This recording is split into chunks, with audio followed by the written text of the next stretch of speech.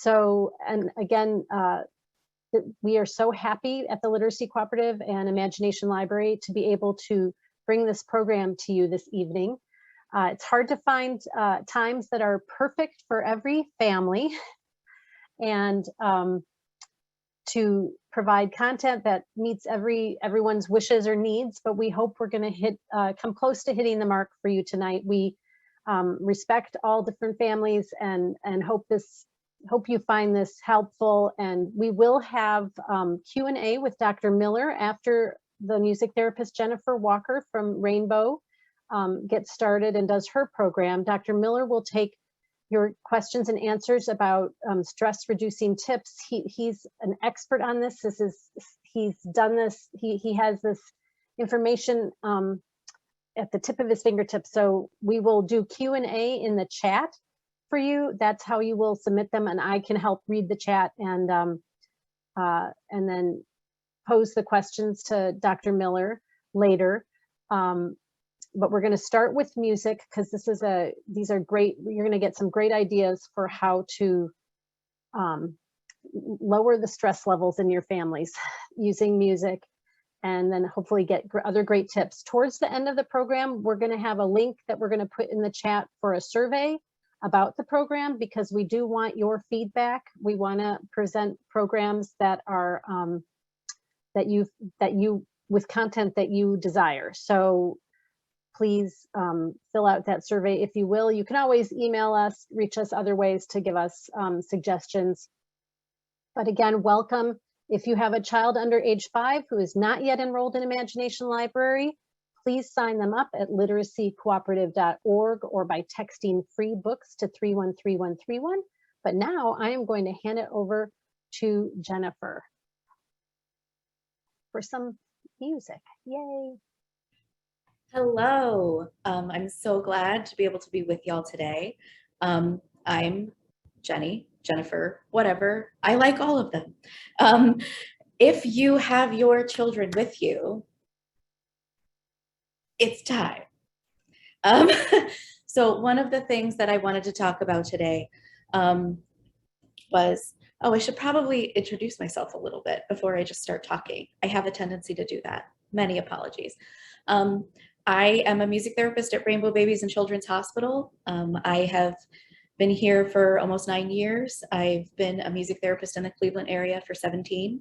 And I am very excited to be able to share some tips about incorporating music into your daily lives. Music is a great stress reliever, but I know I personally, whenever anybody says, oh, this is great for stress reduction, you should try it. And I'm like, but that's just one more thing I have to try. So adding things in, I know that can be stressful, but my goal today is to try to share some things that are not super stressful to add, that can just kind of like slip in and just provide a little bit, just a little nugget of support.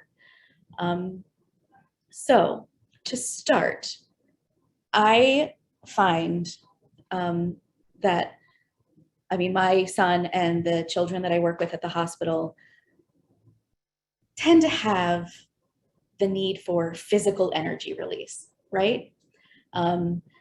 When we as adults get stressed out, a lot of times we want to just go, okay, relax, relax. That is more stressful for a lot of children when they are stressed out, to try to relax without releasing some of that energy. So we're going to start with just a couple quick ways to get some of that energy release through music. I'm going to go ahead and stand up and move around because that's what we're doing with this. So one of the things we're going to try is just a little quick chant. We're going to, let me move this so that you can see my face and not just my stomach. Okay. So one of the great things about music with children is that movement goes really nicely with it. So we can do a simple song of feel the beat in your feet, feet, feet, feel the beat all through your body. Come on and feel the beat in your feet, feet, feet, feel the beat all through your body. Right? We're incorporating a lot of different kinds of sensory input. We are having a fun experience, if you let it be. We can clap our hands to the beat, beat, beat. We can do the same thing with lots of different kinds of movements. The added bonus of this song is that we can use it for transitions. When it's time to go somewhere else and we don't want to, because we're having fun, we can stomp your feet to the table because it's time to eat your dinner, or whatever. You can change it up and make it whatever you need it to be. So that's just one way we can target a little bit of movement. It also lets us bring language into the equation. So we're talking about moving our specific body parts, what we're doing with those body parts, pairing it up with the rhythm, and it all comes together to help support language development and literacy and connection to the body and other people. All in one little song. Another fun one is, I think most of us after a certain age grew up with Raffi. So shake your sillies out, right? You can do any kind of movement with this song and just make up a new thing for it. You gotta shake, shake, shake your sillies out. Shake, shake, shake your sillies out. Shake, shake, shake your sillies out and wiggle your waggles away. It helps if your tongue cooperates with the words. Then you can clap your crazies out. You can jump your jiggles out. You can yawn your sleepies out. You can cry your sadness out. You can scream your anger out. You can bounce your bumbles out. Really anything, right? You can put anything that's going on in that moment into that song. And it's just magical sometimes. Another really helpful thing for helping kids relax when they're stressed out is exaggerated emotional release and expression, right? So, yeah, I'm sad. That's going to work for some kids. I'm not going to say it's not going to. It's not great for mine. He needs to, I'm sad, right? That's going to be more effective for him because that's what it feels like to him. It's so big. He can't put it in with just a word. So he has to do the motions and he has to, and allowing for that in a musical context helps not only release that emotion and validate that experience if we allow it to happen, but it also helps them attach the language to that feeling so that they can express it more effectively to other people, which can help mitigate some of that stress building up in other areas. So some people like to use the song If You're Happy and You Know It. It's not my favorite, partly just because I've seen too many people sing it at kids instead of sing it with kids. But one that I personally like, which I learned like 20 years ago and I can't figure out where it's from, I was really looking for it, is when I'm angry, I just want to shout when I'm angry. I just want to shout when I'm angry. I just want to shout to show everybody how I feel. And the beauty of that song for me is that it lets the child think, when I'm angry, this is what I might do. It doesn't put the child in the context of, I am angry now. So it allows them to develop that distance. Some younger kids, that's going to be really hard for, and they might not be ready for that imagination of emotions. So in that case, you just go with where they are right now, with what they're feeling right now. And sometimes you can extrapolate a little bit. You can sort of wander from where you're starting. But giving that space of, I do this when I feel this way, can help them start to develop that understanding of, oh, this is what I feel like when this is happening in my body. And I don't have to pretend it's fine.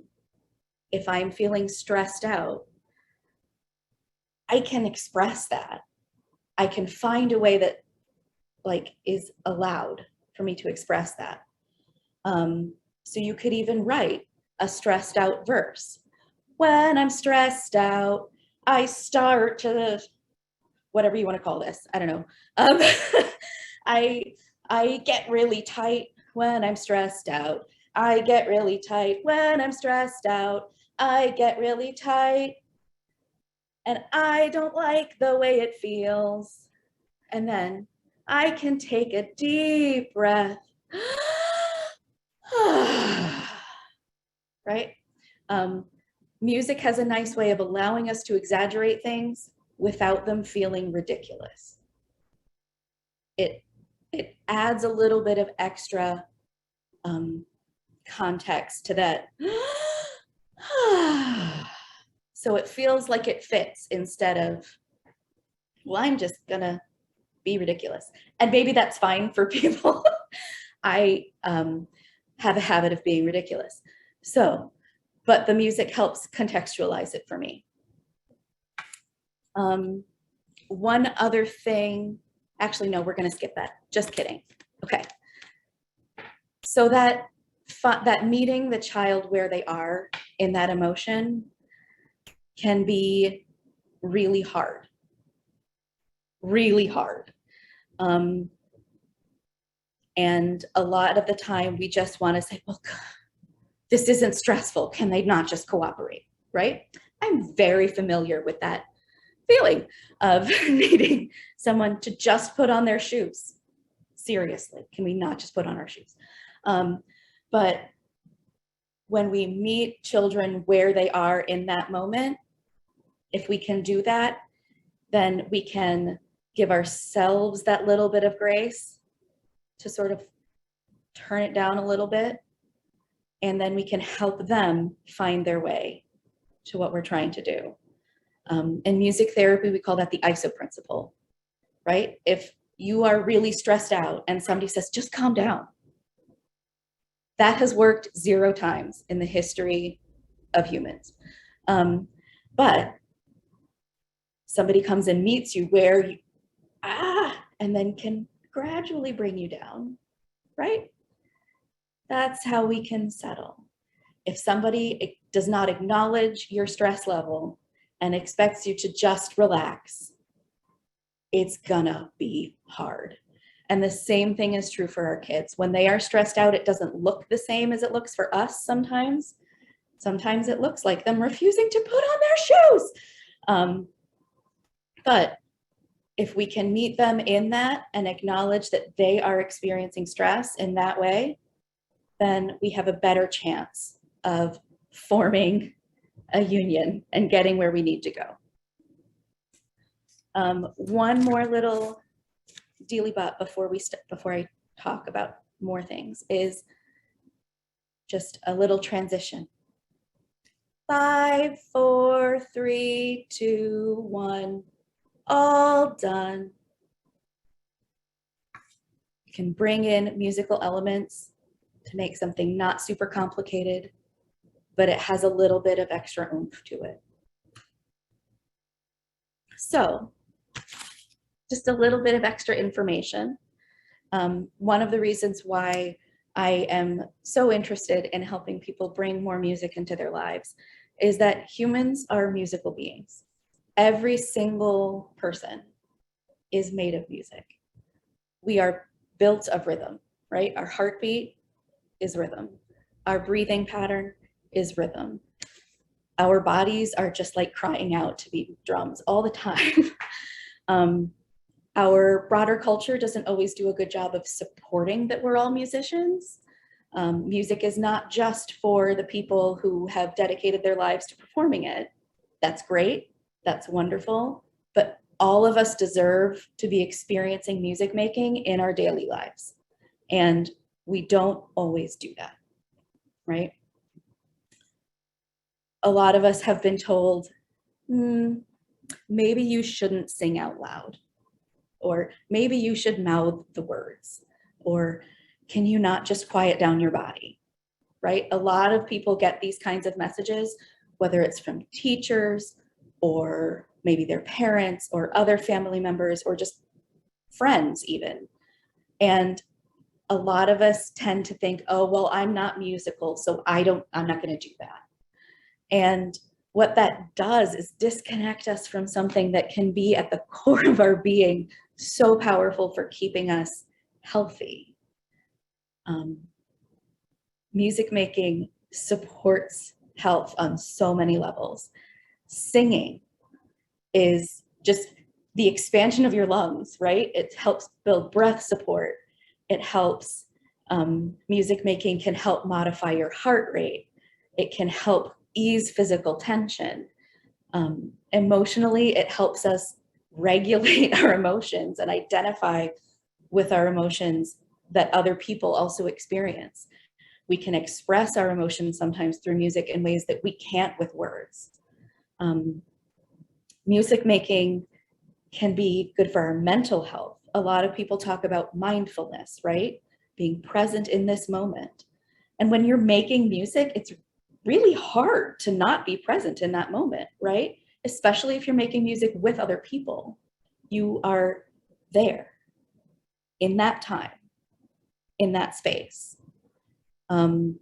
Spiritually, a lot of people connect to a higher power with music, whether it's singing gospel music or whether it's listening to something that's really emotionally meaningful, or whether it's like having altered states of consciousness when you're playing. It can really have a huge spiritual impact on people. And socially, we can connect to other people with music making in ways that are really hard to do without something special in that moment. Yes, there are other ways to do it. Music just happens to be my favorite. So music is not just a fancy, nice thing to have on the side. It is vital to most of us to have some kind of music experience. And I know that my time is running short, but I just want to talk about a couple other things that we can do to really intentionally bring more music into our lives without it being a huge stressful thing, right? Listen to what you like. There is no such thing as right or wrong music. There are maybe musics that aren't the most appropriate in a certain setting, right? But there's no such thing as wrong music. And if anybody tells you otherwise, I will fight them. Because the research that I have read bears out that the most effective music for relaxation, for just passive listening, when you're just like, I need to relax, I'm gonna put on some music, it's what you like. It doesn't matter what that is, it's what you like. Classical music, relaxation music, it's fine, but it's not gonna be any more effective necessarily than what you would rather listen to. And the same can be said for children's development. Music that they can connect with you is going to be way better than something that you don't like but think is right for them. If you play Mozart to your kids and you don't like it and they don't like it either, that's not helping anybody. But if you like hip hop, if you like metal, cool. Don't blast anybody's eardrums out. But if that's what you connect to, and if that's what you can have an experience with your kids with, that's what you should listen to. If you're embarrassed about your voice or you don't want to sing like just random stuff, sing along to your favorite songs. You still get the same health benefits, right? You still are, your body is still doing that thing where you're using your lungs in this really great way and you're producing these sounds with your own body. and connecting to the people with you. So sing along, chanting, rapping, speech singing, those all count, right? If you're not like, I can't carry a tune in a bucket, chant it. That's good. Chanting is great. Rapping is great. It's all awesome.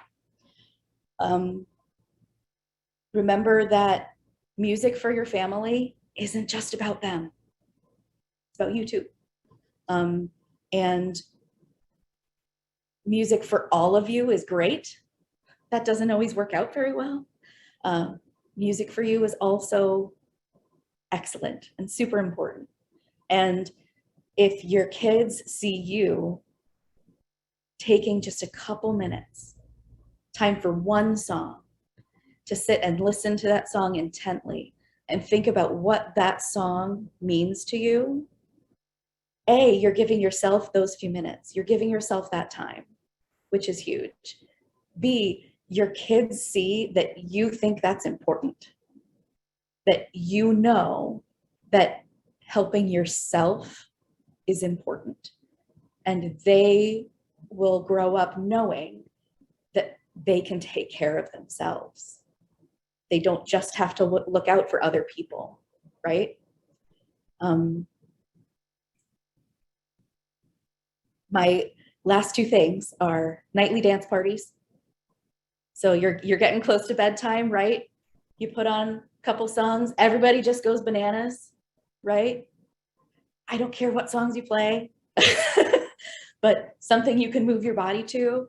And then maybe you do two really wah songs and then one that's a little bit slower. And then you have a transition song or a transition chant of, now it's time to go upstairs. It's time to get ready for bed. Or whatever. And then off you go. It's a nice way of getting those last, one of the child life specialists here calls it getting your yah-yahs out. So last chance to get any of those last wiggles out and then leaving them and going to get ready for bed. So my biggest thing is just find little tiny ways that you can make a little bit of space. Seriously, if it is 3 minutes to listen to a song, that's great. More isn't always better, right? More can be more stressful. So if more isn't working, don't do more. Do one song and maybe hum or something with it and just give yourself the space to try some stuff out, because relaxation is a practice. It's a skill we have to learn and practice and keep working on. And using music to do that, just like any other form of relaxation, is going to take a little bit of practice. It might feel a little funny, but it's so worth it if it works for you. And if it doesn't work for you, that's okay. Find something else. But I think making music together is something that can be so powerful and so effective that so many of us don't give ourselves the chance to try. So my biggest thing is just give yourself the chance to try little bits. Thank you so much. Great. Thank you, Jennifer. We actually have one, Dr. Miller, if you don't mind, we have one question for Jennifer. No, please. No and agenda. she said, So it's on. thank you so much for all the information you shared, they said, and enlightened you on. And I never thought about thinking of my body as being musical. I think that's great, breathing in the heart rate, heartbeat.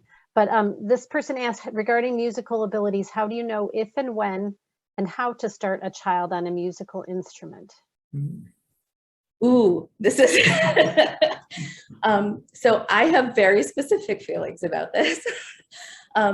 Some people will start a kid on an instrument, like by the time they can walk, which is not my personal thought. I have a 5-year-old. He's nowhere near ready to start lessons. we make music every day, and we'll sit at the piano and we'll noodle around on the piano, and we'll play the drum together or the guitar and we'll sing. But he doesn't have the attention span or the interest, really. So if a kid is interested in learning how to play an instrument, maybe you start looking at it. Or if they have the frustration tolerance and the attention span to like sit and learn, then fine. I think general music experiences and classes, like there are so many different options, right? There's kinder music, there's music together, there's we sing, there's oh my goodness, so many. They're like music explorers. There's music and movement at the music settlement. Right. There are so many different community music organizations around. I mean, Northeast Ohio is just brimming with music opportunities. And those are so much more important to me, in my mind, for fostering that joy and that interest in making music.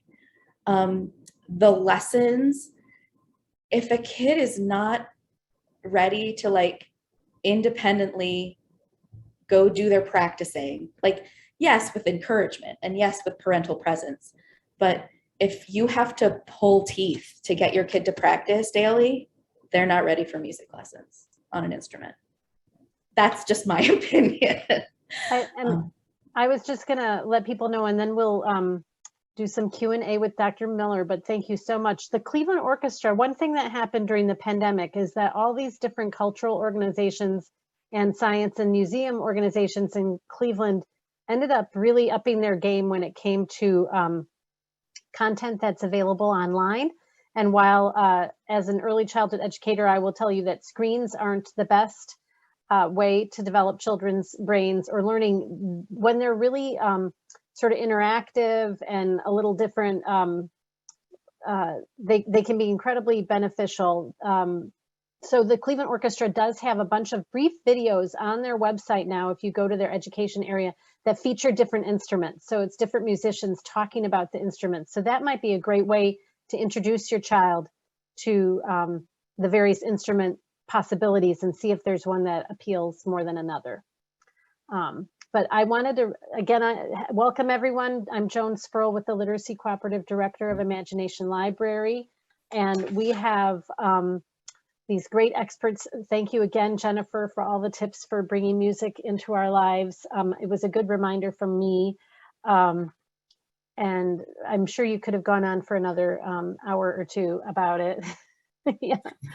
So, but we also have Dr. David Miller here, who is the Medical Director for Pediatric Integrative Medicine and the Medical Director for Family and Child Life Services at University Hospitals in Rainbow Babies in Children's Hospital. And this is his forte, so of really helping us know how to keep healthy and live a healthier life, I think, to maintain our health.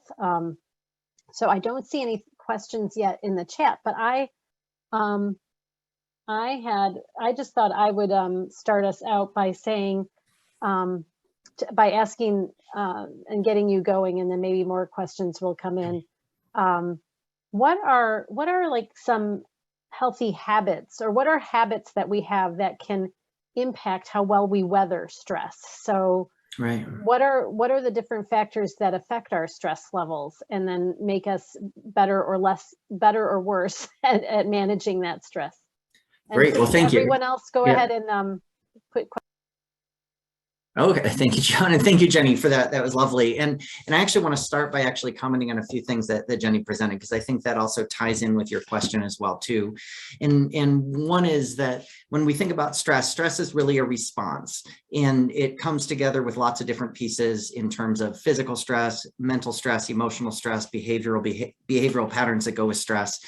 But there's also a relaxation response, and the relaxation response stands counter to the stress response, right? And we can activate our relaxation response with intentionality. And I think over the years, there's been a lot of focus on the stress response and a lot of interest in it, but not as much interest in the relaxation response and how do we maximize that and trigger it and optimize it in ourselves. And the more we practice getting ourselves into a state of relaxation, the easier it is to get ourselves into a state of relaxation. So identifying those tools that we can use to get there is really critical and very individualized. But music, for example, is like a huge one that for most people, it will work in some way to trigger that relaxation response and to be able to break through your stress kind of bubble that you may be in. And the other thing, though, that I think, Jenny, you were saying, which I thought was really important and profound, is that, you know, by modeling that behavior, by showing your child how you de-stress, you teach them from a very young age how to employ that mechanism, how to activate their own relaxation response. And you also benefit yourself, but you're also benefiting your child. So I think a lot of parents, especially parents with young kids, don't feel like they have time to de-stress. Like, I have to get my child relaxed. So, but you're right, exactly, you know, and so you're approaching your child with this incredible state of stress, telling them to relax. And instead of doing that, children, especially in the under 5 range, are very parent oriented. They are modeling your behavior, they're watching you, they're copying you. And one of the most powerful ways you can influence them is by modeling what you want to see in them, right? And so I think it's a little bit, you know, it's a little bit of a flip of the mindset for parents to say that by allowing myself to relax, I'm actually doing something good for my child. But I really strongly believe that. And I also really liked, you know, the idea that don't feel like there's a right answer to like which music you listen to with your child, because if you're showing great joy in what you're listening to, especially in the 5 and under age group, I mean, they're going to love that. They're going to model it. They're going to remember it.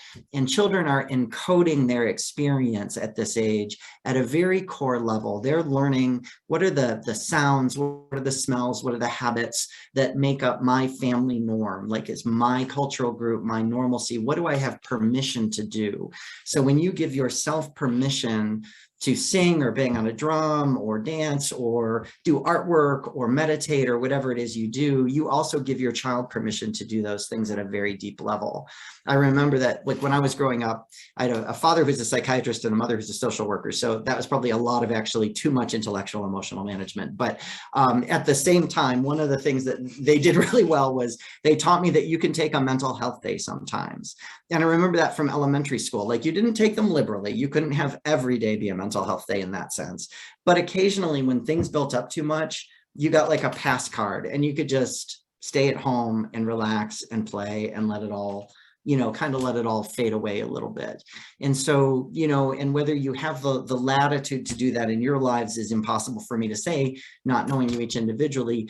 But, you know, what I am sure of is that there are little moments where you can allow yourself those sort of micro relaxations. And I think, like Jenny was saying, you don't necessarily have to have a full day or even a full hour. If you can train yourself to do some deep breathing, listen to some music or do some dancing or whatever it is that restores you, and integrate that throughout your day, that can carry you a long way to breaking through your stress response and moving you into your relaxation response. And so just to want to give you both encouragement and permission to do that. I think some of the key things that really help families and kids especially too, and then parents, is structure. You know, so it's interesting that structure is something that sounds very rigid and very like stressy, but at the same time, little kids are moving through their day and through time in a very different way. Days are much bigger when you're a little kid. The time seems to expand on forever, and they can get very anxious and they can get very sort of lost in their day and not knowing what's coming next. And for little kids, not knowing what's coming next is very anxiety provoking. And so putting in some core structure during the day, which doesn't mean that every hour of every day has to be scheduled, but it does mean that some of the big pieces need to be in place. When am I getting up? When am I having my meals? You know, when am I going to bed? And maybe when is my, you know, this or that time, depending on the day. When do I go to school? When do I go to daycare? When does the babysitter come? When do I see grandma? Whatever it is, you know, those get built into a structure of the day that's predictable for the child so that they kind of know what's coming next. It also helps them to establish their circadian rhythms, which allows them to be able to go to sleep more easily when it's time to go to sleep and be able to wake more easily when they need to wake. It regulates their digestion. Sleep is also when your immune system restores itself, and it's when you do your biggest growing. So we want to really prioritize sleep, and one of the ways to do that is to keep our rhythms predictable. Like, again, you can have a little bit of slush room in this depending on your child and what works for your child, but actually there's sort of a little bit of rigidity that sometimes I think families are uncomfortable to include, which actually really helps little kids. Not so much infants or things, but when you get a toddler, they will respond really well to these kinds of things. And then you can also use that structure as a framework for conversation, and also a way to avoid arguments. So like, why do I have to go to bed at 7:30? You don't have to explain all the details of that to your toddler, right? Like, that's not necessary. They don't really understand anyway. So you can just say, well, because 7:30 is bedtime and that's when we go to bed. And they go, oh, okay. And so you can avoid some of those conversations. You can include things like, because sleep is how you restore yourself. It makes you healthier. But feel okay doing some of those structural things. And then that evening time with the young age group also gives you time to yourself to restore and to be with your spouse or partner, or just to be with yourself, to have some downtime to restore, so you're even more ready for the next day. So structure to the day, having some predictability. With kids, you can even do like star charts and structure charts and like visual imagery of how the day may progress. They like that a lot. If you only have time to do, say, whatever, a musical activity, maybe even, once every couple of days or once a week, put that on the calendar so they can see it, so that they can predict it and think about it and look forward to it, and they know when it's coming. And then you really do need to make sure that it happens, right? So you sort of make the promise of that coming up and then make sure it happens. And that's very stabilizing and can decrease your child's stress, and hopefully some of your stress too. So that another big piece is nutrition, right? Like, I know when we get stressed, we tend to want to reach for the sweet things. It gives us a quick like dopamine hit, a little serotonin, and from the biochemical standpoint, it tastes good and things. But unfortunately, the sugar will backfire on you ultimately. So it's not that you can't have a little sweet treat now and again, but if you can start integrating more whole foods into your diet, eating things that are more towards the edge of the grocery store, fresh vegetables, fresh fruits, make yourself smoothies, make yourself a really nice meal that you feel really good about, and allow yourself to feel good about it while you're eating it. That can be incredibly restorative. So good nutrition is also really a cornerstone of health and de-stressing. Lots of other things too. Exercise, again, exercise, the studies are really interesting. They show we actually don't need an hour or 2 hours of exercise to get benefits. As little as 10 to 15 minutes of some good increasing your heart rate movement activity has significant health benefits that improves your cardiovascular health, improves your longevity, improves your waistline, all of those good things. And so if you can find something fun that gets the heart moving, maybe it's your dance party, then, you have done your exercise, you'll feel better. And there's nothing as powerful as exercise to improve mood as well too. That's really well established. So those are a couple of different cornerstones, and I can keep giving ideas and talking about options. I really feel like it's important for parents to build in some sort of a spa moment in their day or week if they can, and to look at all their options for self-care, and figure out what it is that restores you. What do you need to do away from your child? What do you need to do with your child that you can demonstrate? Yoga is a great thing to demonstrate with kids. Kids get a big kick out of it. And they can do it, with a little bit of training, not for as long as we can, but they like it and they can do it, especially like animal yoga, anything that's like an animal posture, they connect with really quickly. So anything you can turn into play and to fun, they'll jump on, and anything you can model, they'll be paying attention to. So. Great. And I'm sure there's more you could go on, and I might have more questions if other people don't, but we did have one too about advice for managing and handling tantrums to not be so stressful or upsetting, or the response to give when the children aren't getting their way. Like, Right. Yeah, no, that's a great question. And that is the perennial problem and things like that too. So a lot of managing that comes to how you're conceptualizing the tantrum to some degree, in my mind, is can you create a little bit of a barrier between your emotional response and your child's behavior? Because part of the problem is the child starts to have a tantrum and then your stress goes up and your anger goes up or your frustration goes up or whatever it is goes up. So you need to find your mental tricks, find your ways of thinking about your child's tantrum that allows you to remain neutral to it. Like stay attentive to the child, keep them safe, talk them down if it's appropriate, pat their back, rub them, give them a little massage, put on some soft music, do things like that to help soothe them. But you're getting upset when the child has a tantrum does not actually help stop the tantrum any quicker, right? So I want to put it out there that the more you get upset, the more it amplifies the tantrum. So this becomes a Zen kind of a practice of being neutral and allowing the tantrum to happen, right? 2-year-olds are supposed to have tantrums, allow them to be 2, right? And try to just be there with them and help to keep yourself calm through it. And be aware too, like one of the things that I always think is we don't know about necessarily, because why would we know about it? But it's an interesting piece of our physiology is that we have these things in our brains called mirror neurons.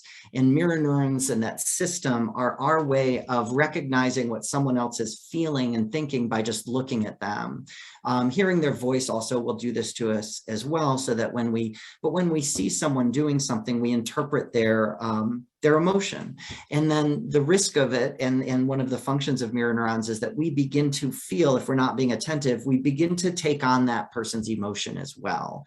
So you may be the type of person who's like sitting on a bus and someone on the bus is upset and angry and irritable, and you get off that bus and you're just like, like I'm irritable and I don't know why. It's because you just picked up on that person's emotion, your mirror neurons kicked in and it kind of revved you up a little bit. And you kind of weren't paying attention and it slipped under your radar a little bit. So doing some deep breathing techniques, there are some like mountain pose for yoga, things like that, where you really get grounded, create sort of a little bit of your own sort of, stability, psychically, physically, emotionally, and be aware of those feelings of emotions and not letting yourself run with them or feel like you get swept away with them. That's what I was going to just, oh, good, and Jennifer, Jenny, if you you're want going to to hop add in, on. please. Yeah. But can I just ask like, oh no, I lost my thought. Go ahead, Jennifer. I was just going to add on that some children will respond very well to match it to in training to their crying, right? Especially when they're younger. The older they get, the more irritated they might be with you if that's their personality. But if you can match the pitch of their cry and gradually bring it down, some children will respond to that by the adult like interpretation of it that I've heard is that it feels like being heard, right? That somebody is acknowledging you're crying. Yeah, absolutely. They're like joining you in it, right? So if some children will respond really well to just if that's the pitch they're crying, turn it into a song. And some kids that will help pull out of it. Some children will punch you in the face. And if that's your kid's response, then don't do that anymore. But that it's something that's worth trying. I think go ahead, Jen. I was just going to say it's active listening too, sometimes reflecting back that you acknowledge you are very upset. You have some very big feelings. And maybe you don't know what upset them. Sometimes you do know what upset them. So you might verbalize or, when you're ready to tell me, I can see you're very upset. But I was also going to ask about like for in anticipation, knowing these things are going to happen, that we're going to have big emotions. Do you recommend like maybe practicing certain practices? So like it starts where as a family. So I was a kindergarten teacher and in my class, we would practice deep breathing at different times. We also did yoga. But the kids got to the point where one day I must have been getting a little impatient And one of them said, Joan, I think it's time for you to take a deep breath. I love that. So Right. they knew, because we'd worked up to that. They could recognize, and I was like, oh, you are absolutely right. So Absolutely. anyway. No, I think that's a great point. I'm a big fan of diaphragmatic breathing or belly breathing, right? Which is a style of breathing that we only do really almost when we're infants, but when we're relaxed. So normally this is part of that stress response. And this is part of kind of deconstructing your stress response too, is when we're stressed, we breathe shallowly and rapidly from our upper chest. We tend to tense our bodies. We hunch over like this because it's a very primitive sort of defensive response. And that's the kind of posturing and breathing we need to do to sort of either run away from a threat, or stop and fight. So we can interrupt that stress response by taking the counter posture. And so, it's sort of like one of these things, like when we're happy, we smile. But science has also shown us that, and experience, that when we smile, we can make ourselves feel a little bit happy too. So when we're stressed, we get tense. So we can either make ourselves more stressed by increasing our tension, or we can do the counter posture and get relaxed. And even if our minds aren't relaxed, by getting in a physical state of relaxation, you actually trick your brain back into thinking you're relaxed, and you start to stimulate things like what's called your vagal nerve, which is one of your big relaxation nerves. And so belly breathing is where it's hard to demonstrate on Zoom, but it's basically like if you were to put your hand on your belly button instead, and a hand on your chest, instead of having the hand on your chest rise at first, the hand on your belly goes out as you breathe in, as if you were breathing into your belly. But what you're really doing is you're dropping your diaphragm, which is the big muscle at the bottom of your rib cage that allows air to go all the way into your lungs. So you breathe in nice and slowly. You never lock your breath down. You don't bear down at any point during it, but you breathe in. And then you pause at the top and sort of float for a second. And then you breathe out with like a little bit of a sigh. We have another question I want to make sure to get to. But yeah, sorry, just to finish that thought too. Sure, sorry. But okay. So practicing that when you're not in a stress state allows you to practice for game day. So when you're in a stress state, and I'll often tell kids and families, right, like you wouldn't be going to your piano recital without having practiced the piano beforehand, right? So when you're not in the stress situation, do your practice, and then it's there for when you're in the stress situation. Oh, great. Good. Thank you so much. Someone just said their child wakes at night crying and wanting them. Could she be stressed? Nightmares? It's definitely possible. I mean, that's a tricky one, right? Because there's sort of a couple different patterns. One is my child actually distressed and actually need my attention, right? Or has my child learned that if I wake up at night and cry, you will come in and comfort me and hold me and do nice things with me, which is lovely. And I love that. But it's happening at 3 a.m., right? And so part of the assessment on that is to try to figure out, is there actually something wrong, or is it kind of become a little bit of a habitual conditioned response? And that takes some individual sleuthing with it. So, I would look to see, is your child safe? Are they clean and dry, depending on the age? Do they have enough food? Are they hungry? Are they scared for something? And if all those things are in place, then probably they just need some techniques to help fall back to sleep. And so it takes a little bit of balance between figuring out if I really need to go in each time, or whether I need to help to sort of train my child that, I would love to do this with you in the morning, but at 3 a.m, we can't do that. And we, maybe this relates to that, or someone asked about scent, for example, like certain scents for relaxation. Aromatherapies and things. Yeah, and I know I used lullaby music to help comfort my son sometimes too, but and then we'll have another question when you're done with the scent one. Okay. Yeah, no, I think essential oils can be really lovely, and different essential oils are sort of said and experienced to have different properties. That said, everybody's a little bit different. So like some people love lavender and it makes them feel relaxed, and other people are really irritated by lavender. And so you just have to sort of like, try it out. This can be like a fun thing to do with the kids, is to get a few different scents and see what they really like, and have like make a little game of exploring them and how does it make you feel.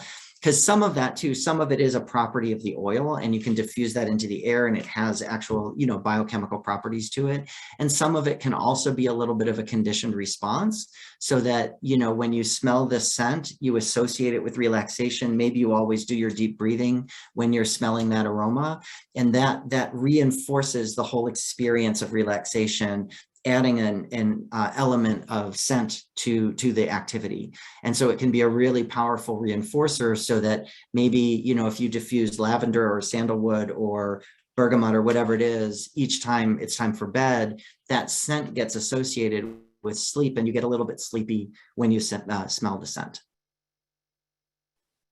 Great. And then we had one other question. How do we help children through loss of loved ones? We might have to do a whole program on this. Yeah, I mean, that's a really profound question. It really or is. there's Yeah. a little more to it though, or explain ones who have passed as we feel sad and stressed, to keep things positive but also real. So I think trying to find a balance.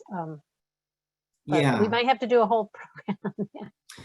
Well, right. And I think some of it depends on the age and sort of capability of the child. It depends a little bit also on the family sort of philosophy and spiritual kind of construct that you're working from. And so there's a lot of individuality in that. But I think, you know, generally with young kids, you don't need to be super specific about like death and dying. And you can say that I'm sad because, you know, say grandma, whatever, you know, passed on and I don't get to see her anymore. And I don't really know what happens to her once she passes on, you know, but I miss her. And so you can focus on your own emotions, you know, focus on, I'll get better, it'll be okay. But it's hard.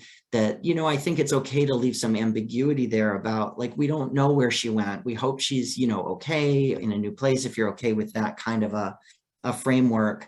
But you know, it's sort of walking a balance between, you know, between the reality of the loss and being too sort of negative about it in a sense too, right? Like they can live on in our hearts, we can remember them fondly, and also allowing the child to grieve, right? Saying that it's normal to grieve and allow them to be sad and be sad together and share in that, but keep the framework of it's going to be okay, and, you know, we're going to get better, and try to sort of frame that positivity even in the face of really an acute loss.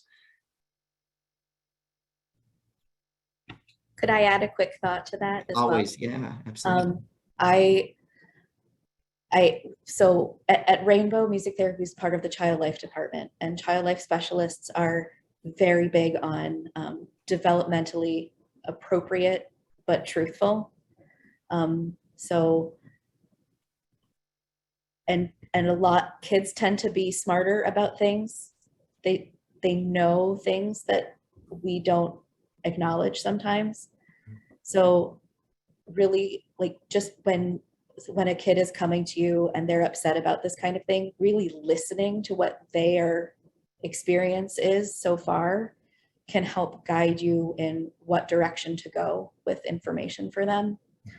And just to put in another plug for music, giving a child an opportunity to dedicate a song to a loved one that has died, or sing a song for grandma, can be a way for them to acknowledge that grief and experience that grief, but do it in a healthy and comfortable way. And I think kids also always want to help. You know, when mom or dad is feeling sad, they want to make you feel better.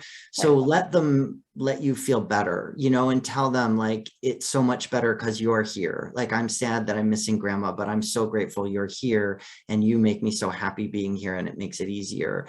Give them the opportunity to be a cure for you, because that will be meaningful to them as well. And it will also help you as it you know, sort of flows between the two of you as well. Great, thank you so much. We actually went a little longer than we had planned, but because there was so much good information here. And to everyone, we will be having more of these programs that will probably go into greater detail. In fact, Dr. Miller has agreed to present for the next month in April. We will have a program on nutrition. and we know nutrition affects stress too. So hopefully that will help serve that purpose. And we will have others that should address, again, stress reduction, even though it'll be a more limited topic.